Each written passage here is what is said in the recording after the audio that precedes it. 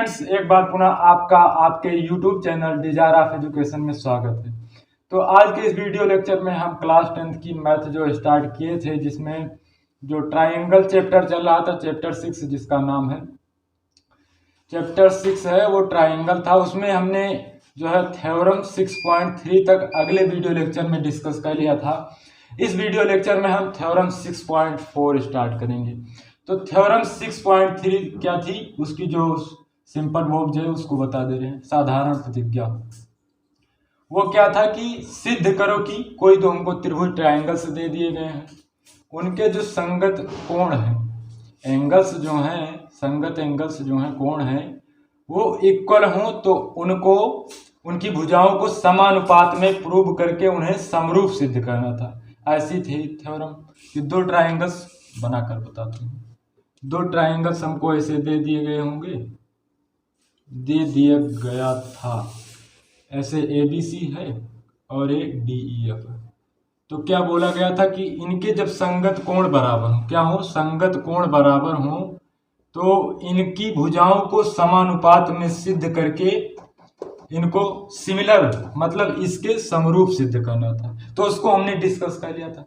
इस video lecture में just इसका अपोजिट है। इसमें क्या दिया रहेगा कि इन भुजाओं को समानुपात में दिया रहेगा, है ना, इनके कोण को, इन संगत कोणों को इक्वल करके इनको समरूप सिद्ध करना होता। चलिए वीडियो को स्टार्ट करते हैं देर न करते हुए। आपकी जो थ्योरम है, तो इसकी सिंपल वो जो सबसे पहला मेथड रहता है साधारण प्रतिज्ञा, क्या है कि सिद्ध करो कि किन्हीं दो त्रिभुजों की संगत भुजाएं समानुपात में हो तो वे दोनों त्रिभुज समरूप त्रिभुज होते हैं। तो हम बना लेते हैं ट्रायंगल।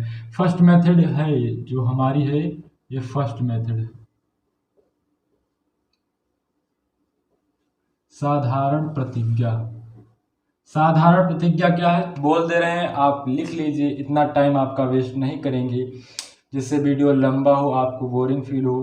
तो इसलिए हम बोल दे रहे हैं साधारण प्रतिज्ञा क्या है कि सिद्ध करो कि दो ट्रायंगल किन्हीं दो त्रिभुजों में उनकी भुजाएं समानुपात में हो, संगत भुजाएं समानुपात में हो तो वे दोनों त्रिभुज कैसे होते हैं, समरूप होते हैं।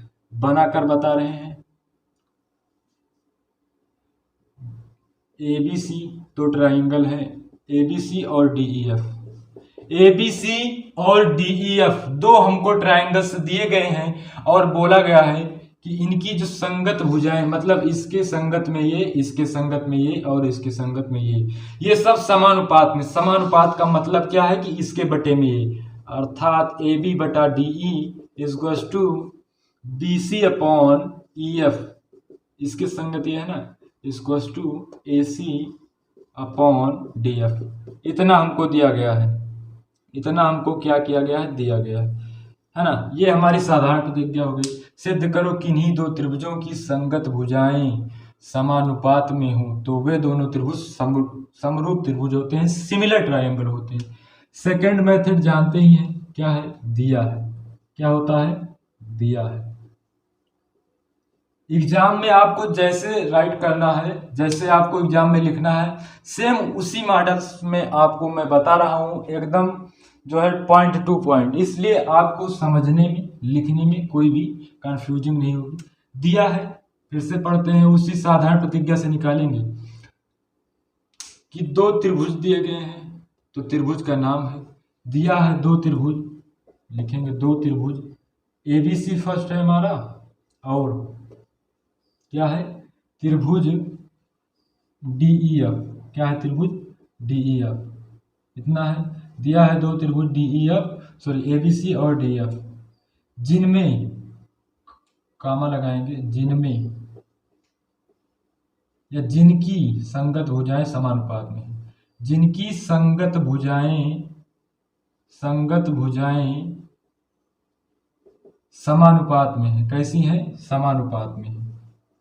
अब समानुपात में है, यहां तक लिखेंगे, समानुपात में है, अर्थात लिख देंगे, इसी को लिख दीजिए, अर्थात AB बटा DE इक्वल्स टू या equal to BC upon EF equals to AC upon DF। यहाँ तक बात क्लियर है कि सबसे पहला मेथड हमारा क्या होगा, साधारण प्रतिज्ञा।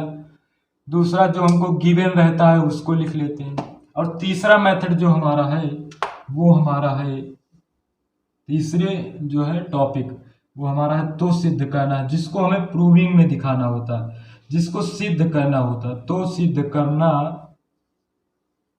है कि सिद्ध क्या करना है भाई, जब भुजाएं समानुपात में हो तो इसे समरूप सिद्ध करना। किस फॉर्म में, देखिए हम पूरा इसका कंक्लूजन ही बता देते हैं, निष्कर्ष। भुजाएं समानुपात में दिया गया है तो इनके संगत कोण को बराबर कर दीजिए, बस। समरूप होने का जो कसौटियां हैं वो यही तो कहती हैं कि संगत कोण बराबर हो और भुजाएं समानुपात में हो। किन्हीं दो त्रिभुजों की संगत भुजाएं समानुपात में हो और उनके संगत कोण इक्वल हो तो वो दोनों ट्राइंगल सिमिलर ट्राइंगल होते हैं। दैट्स इट, यही इसका फार्मूला है, इसकी कसौटियां हैं जिसको शर्तें बोलते हैं, यह इसकी कसौटियां हैं। तो फर्स्ट कसौटी तो दी ही गई है। सेकंड कसौटी क्या है कि कोण को इक्वल करना है। किसको इक्वल करना है, एंगल्स को इक्वल करना है कि इसके इक्वल में ये एंगल और इसके इक्वल में ये एंगल और इसके इक्वल में ये एंगल। जब ऐसा होगा तब दो त्रिभुज अगर समान कोणिक होते हैं, समान कोणिक मतलब इस त्रिभुज के जो तीनों कोण हैं, इस त्रिभुज के तीनों कोणों के अलग अलग बराबर हो। अलग अलग का मतलब ये कोण इसके इक्वल, ये कोण इसके इक्वल, ये कोण इसके इक्वल बराबर हो तो वे दोनों त्रिभुज समान कोणिक होते हैं। और समान कोणिक त्रिभुज ही कैसे होते हैं, सिमिलर ट्रायंगल होते हैं, समरूप त्रिभुज होते हैं। यहाँ तक बात क्लियर होगी। अब सिद्ध क्या करना है, सिद्ध वही करना है कि त्रिभुज ABC समरूप त्रिभुज DEF। देखिए दिया है के बाद आप इस डायग्राम को बना लीजिएगा, इस डायग्राम को आप बना लीजिए दिया है के बाद। इसको लिखिए, लिखते चलिए और समझते चलिए, अपना अच्छे से नोट्स बनाइए हैंड राइटिंग में बढ़िया से।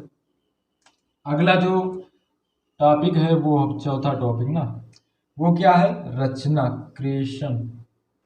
बिना रचना के इसको नहीं लगाया जा सकता। तो रचना क्या करनी है, जैसी रचना अगले थ्योरम में हमने पढ़ी थी वैसी ही रचना इसमें करना है कि त्रिभुज DEF की भुजाओं DE और DF पर क्रमशः दो बिंदु P व Q इस प्रकार लेना है कि जो PAB हो वो DP और AC DQ के इक्वल हो और P को Q से मिला देना है। इसको लिख दे रहे हैं, त्रिभुज DEF की भुजाओं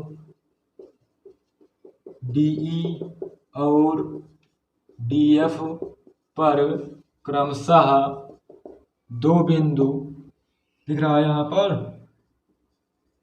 दिख रहा है यहाँ पर, दो बिंदु P व Q इस प्रकार लिया कि AB इक्वल DP और, दिख रहा है यहाँ पर, नहीं दिख रहा है,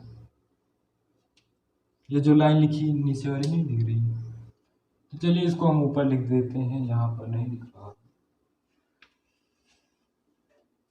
तो ये वाली दिख रही है, ये नहीं दिख रही,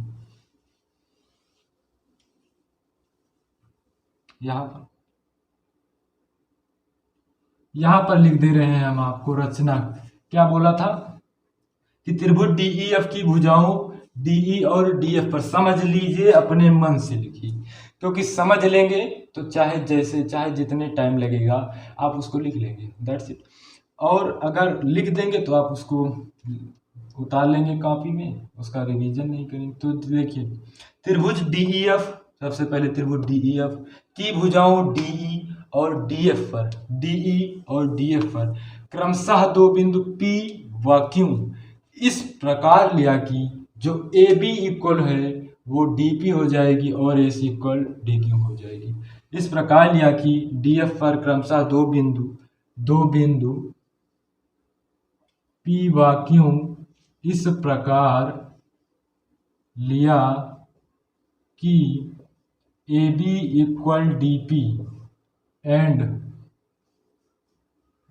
AC इक्वल DQ, और क्या करेंगे, P को Q से मिला देंगे, P को Q से मिलाया, P को Q से मिलाया, दैट्स इट। अब रचना भी हो गई, यहाँ तक बात क्लियर है।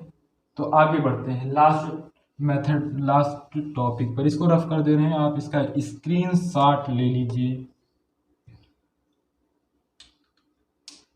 तो आगे बढ़ते हैं, इसको रफ कर दे रहे हैं।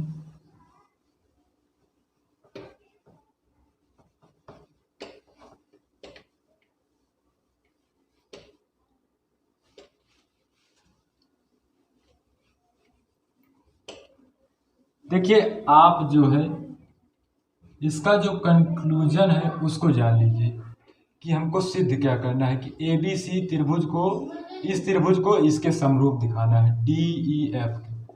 तो लास्ट मेथड उपपत्ति लिखेंगे हम, यहाँ पर दिख रहा है, थोड़ा नीचे लिखते हैं उपपत्ति। देखिए उपपत्ति में सीधी सी बात, हमको दिया क्या गया है, दिया हमको गया है कि ए बी बटा डी ई इजक्वल टू या equal B C upon F equal A C upon D F. लिखेंगे A B upon D E, A B upon D E is equal B C upon E F, है ना, B C upon E F equal A C upon D F. यहाँ तक बात सिद्ध है, इसको bracket में लिख लीजिए, दिया है ना, यहाँ तक बात क्लियर है। अब देखिए A B upon D E equal कर देंगे A C upon D F, यहाँ तक बात क्लियर है। अब देखिए ए बी किसके इक्वल है, ए बी डी पी के इक्वल है। कैसे, रचना से, रचना में हमने बताया कि पी और बी क्यू बिंदु ऐसा लेना है कि जो ए बी इक्वल हो डी पी के और ए सी इक्वल हो डी क्यू के। यहाँ तक बात क्लियर है। तो ऐसा बात है कि ए बी इसके इक्वल है और ए सी इसके इक्वल है, डी क्यू के इक्वल है, ऐसा रचना से। तो इसको रफ करके यहाँ पर डी पी और क्या ए सी के स्थान पे क्या लिख सकते हैं, डी क्यू, क्योंकि हमने रचना से ज्ञात किया है कि ए बी इक्वल है डी पी के और अरे यार और ए सी इक्वल है डी क्यू के। यहाँ तक बात क्लियर है ना, यहाँ तक बात क्लियर। आप समझिए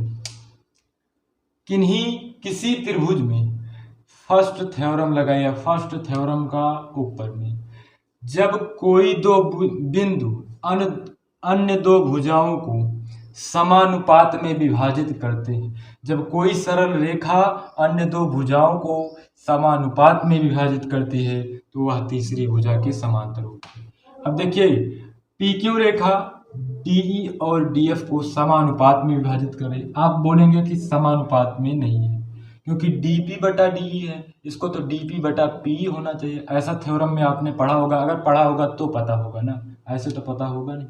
तो आप अगर नहीं पढ़े हैं तो चैनल की प्लेलिस्ट में जाइए और वहां से जाकर थेल्स पर में पढ़िए। बात क्लियर है।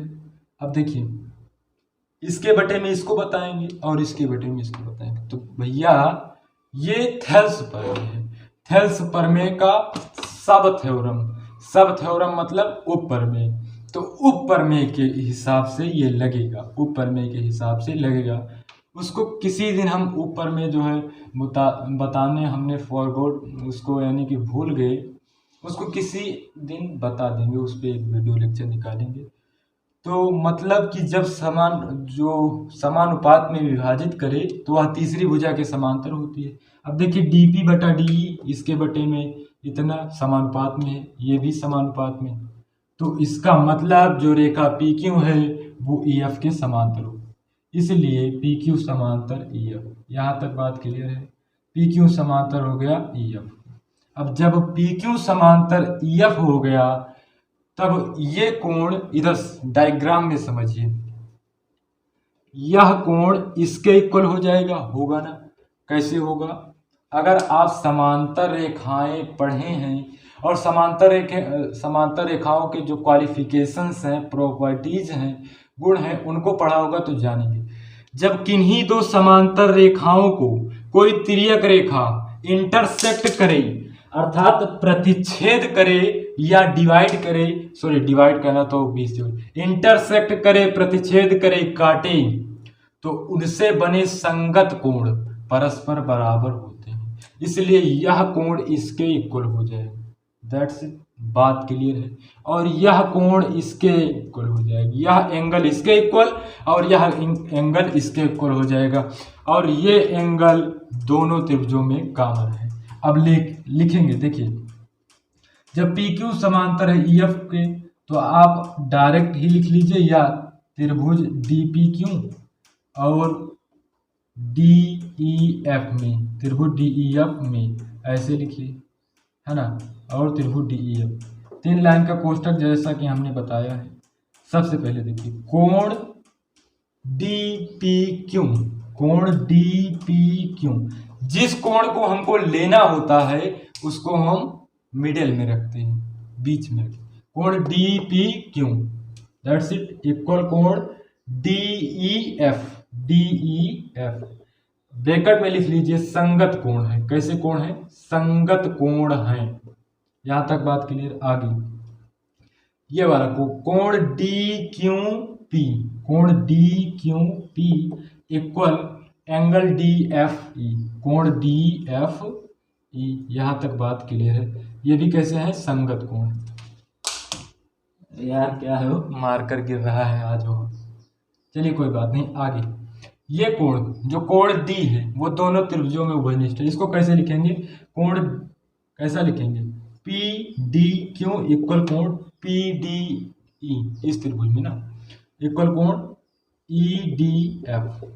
पूरे कोण में कैसे है? कॉमन है भैया, उभयनिष्ठ है। यहां तक बात क्लियर है। अब देखिए किन्हीं दो त्रिभुजों में के संगत कोण अगर बराबर होते हैं, समान कोणिक त्रिभुज कहलाते हैं। तब वे दोनों त्रिभुज समान कोणिक त्रिभुज कहलाते हैं। और समान कोणिक त्रिभुज कैसे होते हैं? समरूप त्रिभुज होते हैं। हमने बता दिया पहले ही। जब किन्हीं दो त्रिभुजों के जो संगत कोण हैं वो इक्वल होते हैं तो वे दोनों त्रिभुज कैसे होते हैं? सिमिलर ट्रायंगल होते हैं। इसलिए त्रिभुज डी पी क्यों है ना, समरूप होगा त्रिभुज किसके? डी ई एफ के, है ना। कौन कौन सी समरूपता? तो एंगल सिमिलरिटी, समरूपता से। यहां तक बात क्लियर है? क्लियर है तो यस कीजिए। और कमेंट में अगर यहां तक बात क्लियर है, आपको अच्छा लगा है वीडियो, तो वीडियो को लाइक कीजिए और अपने फ्रेंड्स के साथ इसको शेयर कीजिए। आगे बढ़ते हैं।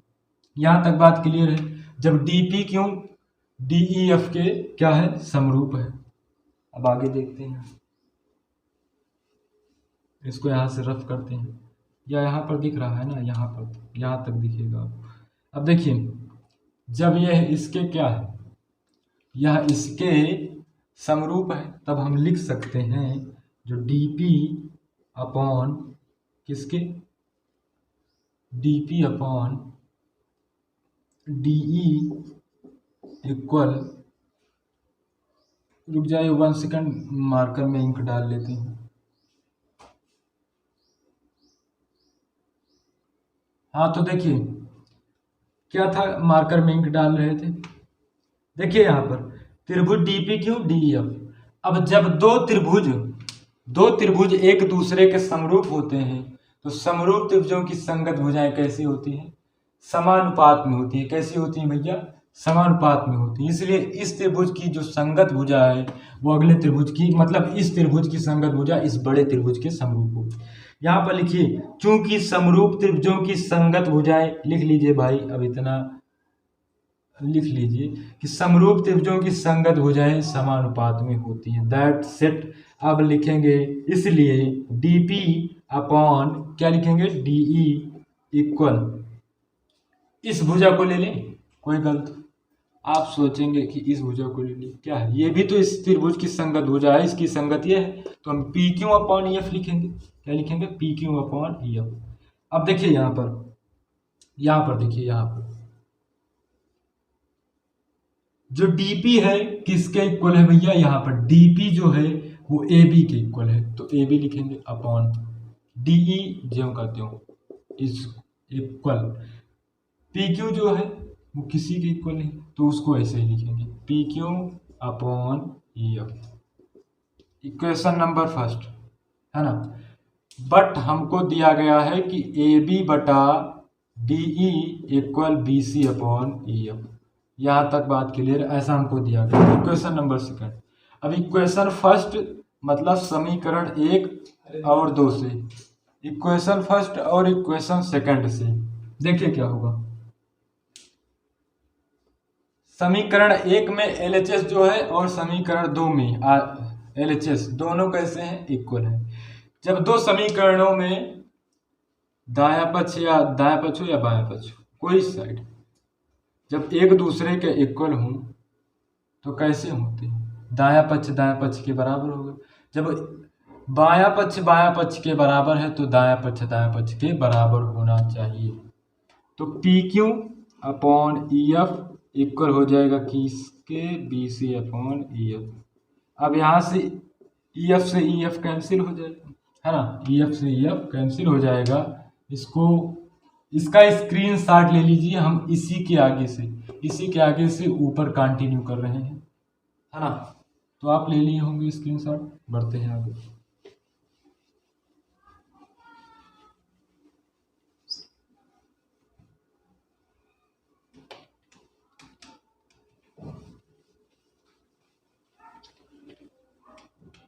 यहाँ पर A है, तो क्या था कि PQ अपॉन EF था equal to BC upon EF था। अब इसको कैंसिल आउट कैसे करना है, ये वहाँ पर जाएगा तो किस में हो जाएगा, मल्टीप्लाइकेशन में हो जाएगा और इससे ये कैंसिल हो जाएगा। तो क्या आ जाएगा कि PQ इक्वल टू BC आ जाएगा, PQ इक्वल टू BC आ जाएगा। यहाँ तक बात क्लियर है।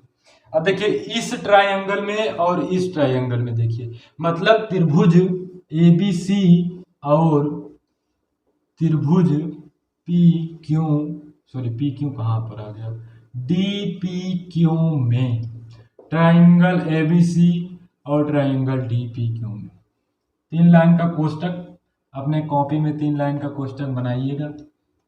AB इक्वल है किसके, DP के, भुजा, यहाँ पर भुजा लिखिए, भुजा AB इक्वल है किसके, DP के। बोलो कैसे, तो रचना में बताया गया है। फिर से जाकर देखिए अपनी कॉपी में, अगर नोट करते आ रहे हैं तो उसको देखिए। AB हमने किसके इक्वल किया था, DP के, रचना से। और AC किसके इक्वल है, भुजा AC किसके इक्वल है, DQ के, है ना। और PQ, ये जो PQ है इसको हमने BC के इक्वल कर दिया, मतलब BC इक्वल किसके, PQ के। क्या कर दिया, सिद्ध कर चुका हूँ, यहाँ पर लिखिए सिद्ध कर चुका हूँ, यहाँ पर लिखिए रचना से, जो कि आपको कंफ्यूजिंग कभी नहीं होगी। रचना से बोल रहे हैं, एक एक मेथड से आपको हम समझा रहे हैं। कोई भी ऐसा चीज बाकी नहीं रहेगा, रिमेन नहीं रहेगा जिसको हम आपको नहीं बताएंगे, सब बताएंगे भैया। अब देखिए, जब दो त्रिभुज, किन्हीं दो त्रिभुजों की संगत भुजाएं आपस में अलग अलग बराबर हों तो वे दोनों त्रिभुज सर्वांग समत्रिभुज होते हैं। साइड।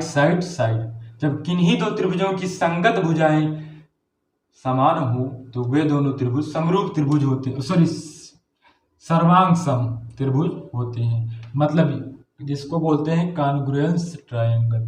देखिए इसके जो समरूपता की कसौटी, सर्वांग समता की कसौटियां हैं, मतलब त्रिभुजों की सर्वांग समता कैसे होता है, 4 दशाओं में त्रिभुज जो होते हैं 4 दशाओं में सर्वांग सम होते हैं, किन्हीं दो त्रिभुजों में 4 दशाओं में सर्वांग सम होते हैं। इसकी वीडियो हमने ऑलरेडी ही बना दी है, आप प्लेलिस्ट में जाइए और उसको पढ़ लीजिए, यह हमेशा काम देता है ना। अब जैसे इसमें लग गया, जब तीनों साइड्स इक्वल हों, किन्हीं दो त्रिभुजों की तीनों साइड्स अलग अलग डिस्टिंक्ट मतलब कि अलग अलग इक्वल हों, तब वे दोनों त्रिभुज कैसे होते हैं, समरूप हो, सर्वांग सम होते हैं। इसलिए त्रिभुज जो ABC है वो सर्वांग समता का चिन्ह ऐसे होता है, किसके हो जाएगा, DPQ, किसके, साइड कॉन्ग्रुएंस ऐसे कुछ होता है ना। यहाँ तक बात क्लियर है। अब जब ये दोनों त्रिभुज एक दूसरे के सर्वांग सम हैं तो सर्वांग सम त्रिभुज कैसे होते हैं भैया, समरूप होते हैं। कहीं पर नोट कर लीजिएगा, ऊपर जो कॉपी होती है उसके ऊपर नोट कर लीजिए, मेन पॉइंट आप उसको नोट कर लीजिए। यहाँ पर भी लिखिएगा कि सर्वांग सम त्रिभुज कैसे होते हैं भैया, सर्वांग सम त्रिभुज समरूप होते हैं, सर्वांग सम त्रिभुज समरूप होते हैं। मतलब सब कोण बराबर है तो वैसे समान कोणिक हो जाएंगे, भुजाएं बराबर है तो वैसे भी हो जाएंगे, है ना। तो सर्वांग सम त्रिभुज, जब ये दोनों इसके सर्वांग सम है, जब सर्वांग सम है तो सब कोण इक्वल होंगे, कोण इक्वल होंगे तो समान कोणिक त्रिभुज होंगे, समान कोणिक त्रिभुज होंगे तो समरूप त्रिभुज होंगे। ऐसी बात है, समझ में आ रहा है ना। समझ में आ रहा है ना बात, कि जब भुजाएं समान होंगी तो कोण समान होंगे, क्योंकि बराबर भुजाओं के सामने के कोण बराबर होते हैं। आगे हम पढ़ेंगे तो आपको पॉइंट टू पॉइंट बताएंगे। आपकी जो वो ज्योमेट्री है ना वो कभी वीक नहीं रहेगी। अगर आप इस चैनल पर पढ़ेंगे, कंटिन्यू मन लगाकर पढ़ेंगे, तो आपकी जो ज्योमेट्री है वो तेज हो जाएगी, है ना। आपको ज्योमेट्री में कभी भी दिक्कत नहीं होगी, चाहे जौन सा आप एग्जाम दें, चाहे जितना बड़ा एग्जाम। देखिए, जो एग्जाम आप क्वालिफायर करते हैं, बड़े बड़े एग्जामों को जब उसमें बैठते हैं तो यही का रहता है। जैसे कि एसएससी सीजीएल वगैरह में जहाँ पर मैथ लगती है वो 0 से हीरो, वहाँ पर 11-12 की मैथ बहुत कम पूछी जाती है। इसी तरह बेसिक नॉलेज आपसे पूछे जाते हैं, तो बेसिक नॉलेज को यहीं से अपना इम्प्रूव कीजिए। उसमें अगर आपका जो वो सही नहीं है तो उसमें उसको इम्प्रूव कीजिए और कंटिन्यू बने रहिए। तो यहाँ इस चैनल पर आपको पॉइंट टू पॉइंट बताया जाएगा, कुछ भी छोड़ा नहीं जाएगा। जैसे कि अब बता दिया हमने कि सर्वांग सम त्रिभुज समरूप होते हैं। कैसे होते हैं? जब साइड इक्वल होंगे तो कोण इक्वल होंगे, जब कोण इक्वल होंगे तो समान कोणिक त्रिभुज होंगे, समान कोणिक त्रिभुज होंगे समरूप त्रिभुज होंगे, होते हैं सर्वांग सम त्रिभुज समरूप होते हैं। अब आगे, इसलिए त्रिभुज एबीसी, एबीसी है, हाँ एबीसी समरूप त्रिभुज डीपी क्यू, है ना। अब इसमें लगा दीजिए, चाहे एंगल कुछ भी लगा दीजिए, क्योंकि जो है एंगल ही तो इक्वल होंगे। अब देखिए, हमने पहले क्या सिद्ध किया कि इस त्रिभुज को इसके इक्वल किया था। कैसे? ये कोण इसके इक्वल था, ये कोण इसके इक्वल था, ये कोण इसके इक्वल था, इसलिए दोनों त्रिभुज एक दूसरे के समान कोणिक थे। अब समान कोणिक थे तो समरूप है, मतलब कि त्रिभुज परंतु त्रिभुज डीपी क्यू समरूप है त्रिभुज डीईएफ के। यहां तक बात क्लियर है? परंतु त्रिभुज डीपी क्यू समरूप है त्रिभुज डीईएफ के, और त्रिभुज डीपी क्यू समरूप है त्रिभुज एबीसी के।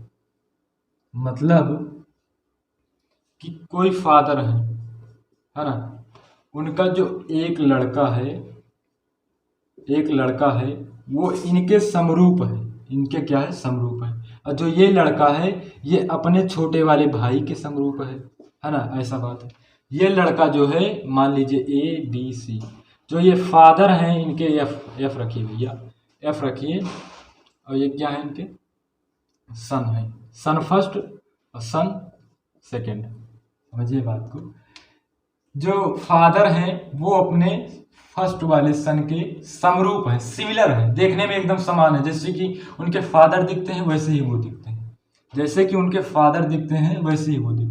परंतु ये जो लड़का है ये अपने छोटे वाले भाई के समान दिखता है, जैसा कि वो दिखता है वैसा ही उसका छोटा वाला भाई दिखता है। ऐसा होगा कुछ, वो आप बायोलॉजी लिए होंगे ना, तो उसमें जीन वगैरह का जो होगा सिस्टम, उसको आप पढ़ेंगे तो सब जानेंगे। जब यह इसके समरूप है, परंतु ये जो फादर है, फादर के समरूप ये है, तो क्या ये जब इनके ही देखने में है और ये इनके ही दिखने में है, जैसा कि इनका लुक है वैसा इनका लुक है, तो क्या ये इनका लुक नहीं हो सकता? जैसा कि ये दिखते हैं ये नहीं दिख सकते? बिल्कुल दिख सकते हैं। जब ये इनकी तरह दिखते हैं और ये इनकी तरह दिखते हैं, तो ये इनकी तरह नहीं दिखेंगे, ये इनकी तरह नहीं दिखेंगे, ये एक दूसरे के सिमिलर नहीं होंगे, बिल्कुल होंगे। उसी प्रकार जब यह त्रिभुज इसके साथ समरूप है, तो यह त्रिभुज होगा, यह त्रिभुज इसके समरूप है और यह त्रिभुज इसके समरूप है, तो क्या ये दोनों एक दूसरे के समरूप नहीं होंगे? ये दोनों का बाप है, ये इन दोनों त्रिभुजों का बाप है, इसके दोनों बेटे, ये अपने दोनों बेटे के समरूप है। ये जो है अपने दोनों बेटे के, या ऐसे मान लीजिए जो बाप है वो इन दोनों लड़कों के समरूप है, इन दोनों लड़कों के समरूप है, और ये दोनों लड़कों अपने बाप के समरूप हैं। क्या ये आपस में इंटरकनेक्ट, मतलब आपस में नहीं समरूप होंगे? आपस में बिल्कुल समरूप होंगे। फिर से समझिए, जब ये फादर जो है इन दोनों बेटों के समरूप है, मतलब जो फादर हैं वो अपने दोनों बेटों के तरह दिखते हैं, तो क्या दोनों बेटे अपने एक दूसरे के आपस में एक दूसरे की तरह नहीं दिखेंगे? बिल्कुल दिखेंगे, है ना। तो वही बात है, जब ये फादर इनकी तरह दिखते हैं और ये फादर जो है अगले बेटे की तरह देखते हैं, तो ये दोनों एक दूसरे की तरह नहीं दिखेंगे, अर्थात ये दोनों समरूप नहीं होंगे। इसलिए त्रिभुज ABC जो समरूप हो जाएगा त्रिभुज DEF, त्रिभुज ABC समरूप हो जाएगा त्रिभुज DEF। यही हमको सिद्ध करना था, आगे लिख देंगे इति सिद्धम। अब देखिए कैसे हुआ, कोण इक्वल करके हुआ ना, इसमें जो है भुजाएं समानुपात में थी, कोण इक्वल करके हुआ। बात क्लियर है? अब यहाँ तक बात क्लियर है, तो आपकी ये थ्योरम समाप्त हो गई। इसके बाद जो लिखना है उसी जो साधारण प्रतिज्ञा थी उसको उतार लीजिए, मतलब लिख लीजिए बस। आपकी जो थ्योरम है यहीं पर लास्ट होती है, मतलब ये खत्म हो गई ये वाली थ्योरम। आगे जो थ्योरम है उसके बारे में पढ़ेंगे। तो आप मन लगाकर पढ़ते रहिए, अपने जो अपनी आपकी जो सिलेबस है वो आपका सिलेबस जल्द ही जल्द कवर हो जाएगा। इसके बाद ट्रिग्नोमेट्री, जो कोऑर्डिनेट, ज्योमेट्री, ये सब पढ़ेंगे। तो आपको कमेंट में करना है कि यह वीडियो कैसा लगा है। अगर वीडियो अच्छा लगा है तो वीडियो को लाइक, चैनल को अगर चैनल पर नए आए हैं तो चैनल को सब्सक्राइब कीजिए, बेल आइकन को भी प्रेस कर लीजिए, जिससे आपको मज़ेदार टॉपिक के साथ ज्योमेट्री पढ़ने को मिलेगी। और मज़ेदार टॉपिक के साथ आप अपनी स्टडी को कंटिन्यू बनाए रखिए, आपको हमारी क्लास में बोरिंग नहीं फील होगी, है ना। तो आप इसका स्क्रीनशॉट ले लीजिए और जैसा बताया गया है इसको एक बार अपने कॉपी में लिखिए, रिवीजन कीजिए। एक बार रिवीजन करेंगे तो वैसे भी समझ में आ जाएगा। और अपने स्टडी को कंटिन्यू, अपना जो है नोट्स बनाते चलिए, अपना नोट्स बनाते चलिए और हमेशा मेहनत करते चलिए। तो बने रहिए हमारे वीडियो के साथ, मिलते हैं अगले वीडियो लेक्चर में।